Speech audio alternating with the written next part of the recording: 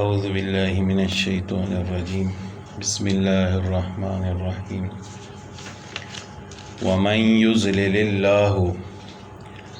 اور جسے اللہ تعالیٰ گمراہ کر دیں، فما لہ، تو کوئی نہیں ہے اس کے لیے، من ولی، کوئی مددگار، من بعدہ، اس کے بعد، یعنی اللہ کے بعد کوئی ایسا نہیں ہے جو اس کا مددگار ہو۔ وَتَرَى الظَّالِمِينَ، اور آپ دیکھیں گے ظالموں کو، لما رأوا العذاب، جب وہ عذاب کو دیکھیں گے، یقولون، تو وہ کہیں گے، هل إلی مرد من سبیل، کیا ہمارے لیے کوئی واپسی کا راستہ ہے؟ وَتَرَاهُمْ يُعْرَضُونَ عَلَيْهَا، اور آپ ان کو دیکھیں گے کہ ان کو جہنم کے سامنے لایا جائے گا، خاشعین، وہ جھکے ہوئے ہوں گے، من الذل، ذلت کی وجہ سے، ینظرون من طرف خفی، اور وہ چھپی ہوئی نگاہ سے دیکھ رہے ہوں گے، ٹیڑھی آنکھ سے دیکھ رہے ہوں گے، شرمندگی کی وجہ سے وہ آنکھ اٹھا کر نہیں دیکھ سکیں گے۔ وقال الذین آمنوا، اور ایمان والے کہیں گے، ان الخاسرین الذین، بے شک حقیقی خسارے میں تو وہ لوگ ہیں، خسروا انفسہم واہلیہم، جنہوں نے اپنے آپ کو اور اپنے گھر والوں کو خسارے میں ڈالا، یوم القیامت، قیامت کے دن۔ الا ان الظالمین فی عذاب مقیم، خبردار ظالم لوگ ہمیشہ کے عذاب میں مبتلا ہوں گے۔ وما کان لہم من اولیاء، اور کوئی بھی ان کا مددگار نہیں ہوگا، ینصرونہم، جو ان کی مدد کرے گا، من دون اللہ، اللہ کے سوا۔ ومن یضلل اللہ فما لہ من سبیل، اور جسے اللہ تعالیٰ گمراہ کر دے اس کے لیے، فما لہ من سبیل، اس کے لیے ہدایت کا کوئی راستہ نہیں ہے۔ استجیبوا لربکم،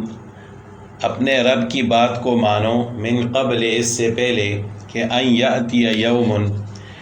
آ جائے ایسا دن، لا مرد لہ من اللہ، جسے اللہ کی طرف سے ٹالا نہیں جائے گا، ما لکم من ملجأ یومئذ، اس دن نہ تو تمہارے لیے کوئی بچاؤ کی جگہ ہوگی، نہ کوئی پناہ ہوگی، وما لکم من نکیر، اور نہ تمہیں کوئی پوچھ گچھ کا موقع دیا جائے گا، یعنی کسی کی بھی یہ ہمت نہیں ہوگی کہ وہ اللہ سے یہ پوچھے کہ اس بندے کو یہ سزا کیوں دی گئی ہے۔ فَإِنْ أَعْرَضُوا، پھر بھی اگر وہ منہ پھیر لیں، فَمَا أَرْسَلْنَاكَ عَلَيْهِمْ حَفِيظًا، تو اے نبی صلی اللہ علیہ وسلم، ہم نے آپ کو ان پر نگہبان نہیں بنایا، یعنی لازمی طور پر یہ نہیں ہے کہ ہر حال میں آپ ان کو مسلمان بنا کر چھوڑیں، بس ان علیک الا البلاغ، آپ کے ذمہ تو صرف پہنچانا ہے، اللہ کی بات کو لوگوں تک پہنچانا، یہ آپ کی ذمہ داری ہے۔ وَإِنَّا إِذَا أَذَقْنَا الْإِنسَانَ مِنَّا رَحْمَةً، اور جب ہم انسان کو اپنی طرف سے کوئی رحمت کا مزہ چکھاتے ہیں، فَرِحَ بِهَا، تو اس پر وہ اتراتا ہے، فرح بہا، یعنی ایسی خوشی کہ وہ یہ سمجھتے ہے کہ یہ رحمت تو میرا کمال ہے اور یہ اس کا مستحق تھا۔ وَإِن تُصِبْهُمْ سَيِّئَةٌ، اور اگر ان کو کوئی مصیبت پہنچتی ہے، بِمَا قَدَّمَتْ أَيْدِيهِمْ، ان کے اعمال کی وجہ سے، تو فَإِنَّ الْإِنسَانَ كَفُورٌ، تو انسان بڑا ناشکرا بن جاتا ہے۔ لِلَّهِ مُلْكُ السَّمَاوَاتِ وَالْأَرْضِ، اللہ ہی کے لیے ہے زمین و آسمان کی بادشاہت۔ یخلق ما یشاء، وہ جو چاہتا ہے پیدا کرتا ہے، یہب لمن یشاء اناثا، جسے چاہتا ہے لڑکیاں بخشتا ہے، لڑکیاں دیتا ہے، ویہب لمن یشاء الذکور، اور جسے چاہتا ہے لڑکے دیتا ہے، او یزوجہم ذکرانا و اناثا، یا ان کو دیتا ہے بیٹے بھی اور بیٹیاں بھی، ویجعل من یشاء وقیما، اور جسے چاہتا ہے بانجھ بنا دیتا ہے، انہ علیم قدیر، بے شک وہ جاننے والا اور قدرت والا ہے۔ یعنی زمین و آسمان کی بادشاہت اسی کی ہے، تو پھر اس کا مطلب یہ ہے کہ اس کا کوئی شریک بھی نہیں ہے۔ تو اللہ تعالیٰ پھر خالق بھی ہیں، یخلق ما یشاء، وہ جسے چاہتے ہیں پیدا فرما دیتے ہیں۔ تو اس کی ایک مثال اللہ تعالیٰ نے خود انسان کے بارے میں دی ہے کہ دیکھ لو کسی کو اللہ تعالیٰ بیٹے عطا فرماتا ہے، کسی کو بیٹیاں، اور کسی کو بیٹے اور بیٹیاں دونوں دے دیتا ہے، اور کسی کو کچھ بھی نہیں دیتا۔ تو کوئی اللہ سے پوچھ نہیں سکتا، وہ جسے چاہتا ہے پیدا کرتا ہے۔ انہ علیم قدیر، وہ جاننے والا بھی ہے اور قدرت والا بھی ہے۔ وما کان لبشر، اور کسی آدمی کی یہ طاقت نہیں ہے کہ ان یکلمہ اللہ، کہ وہ اللہ سے باتیں کرے، الا وحیا، مگر وحی کے ذریعے، او من وراء حجابا، یا پردے کے پیچھے، او یرسل رسولا، یا اللہ کوئی فرشتہ بھیج دے پیغام لانے والا،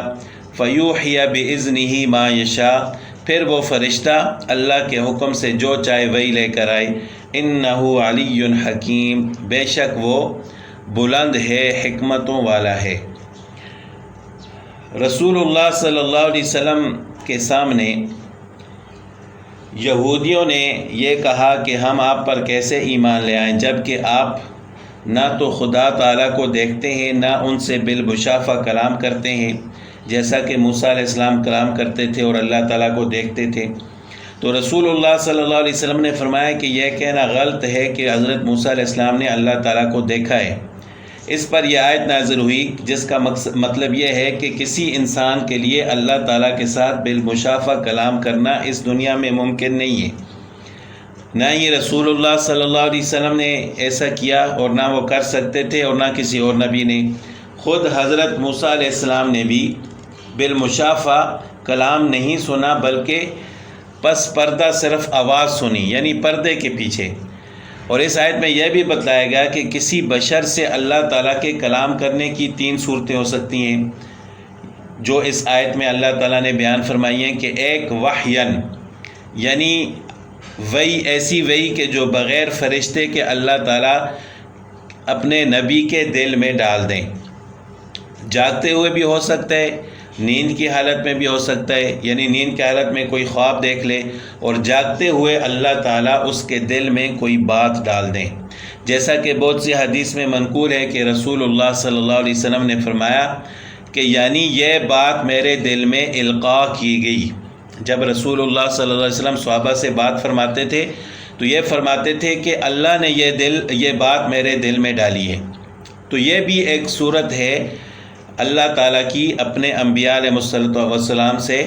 بات کرنے کی، اور انبیاء علیہ السلام کے خواب بھی وہی ہوتے ہیں، ان میں شیطانی تصرف نہیں ہو سکتا۔ تو دوسری صورت یہ ہے کہ من وراء حجاب، یعنی جاگتے ہوئے کوئی کلام پس پردہ سنیں، یعنی ایک تو یہ کہ اللہ تعالیٰ دل میں ڈال دیں، دوسرا یہ کہ اللہ تعالیٰ دل میں نہ ڈالیں بلکہ غیب سے کوئی آواز آئے، جس طرح حضرت موسیٰ علیہ السلام کو کوہ طور پر پیش آیا کہ اللہ تعالیٰ کا کلام سنا مگر زیارت نہیں ہوئی، اسی لیے زیارت کی درخواست کی کہ رب ارنی انظر الیک، کہ اے میرے رب میں آپ کو دیکھنا چاہتا ہوں۔ اللہ تعالیٰ نے فرمایا کہ لن ترانی، تم مجھے نہیں دیکھ سکتے۔ تو یہ جو آواز تھی یہ پس پردہ تھی، یعنی غیب سے یہ آواز آ رہی تھی، اور موسیٰ علیہ السلام نے اللہ تعالیٰ کا دیدار نہیں فرمایا۔ تو یہ دوسری صورت ہے۔ اسی طرح ترمذی شریف کی روایت ہے، جبرائیل علیہ السلام سے منقول ہے کہ میں بہت قریب ہو گیا تھا اور پھر بھی 70,000 حجاب رہ گئے تھے، یعنی میں اللہ تعالیٰ کے